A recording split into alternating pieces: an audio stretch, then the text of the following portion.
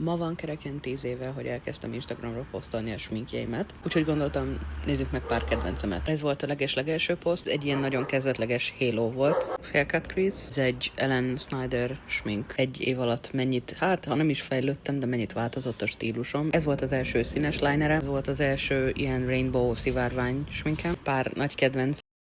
Ez a P. Louise kurzusról volt egy sminkrekreáció. Szintén volt az utolsó P. Louise kurzusos smink.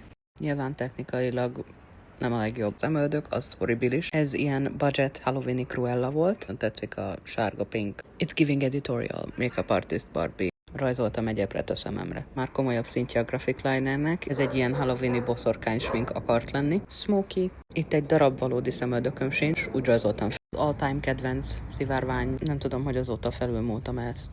Megint soft glam. Bleached brows. Look, it's Galinda. Itt nagyon eltaláltam a formát. Imádom. Még egy rainbow. Did I say anything? Ezt is nagyon-nagyon szeretem, olyan fun. Ezen nagyon tetszik a pirosító kombó. Lila citromsárga színkombinációval szerintem nem lehet mellé lőni. Ez szerintem a soft glamek soft glamje. We Can't Be Friends.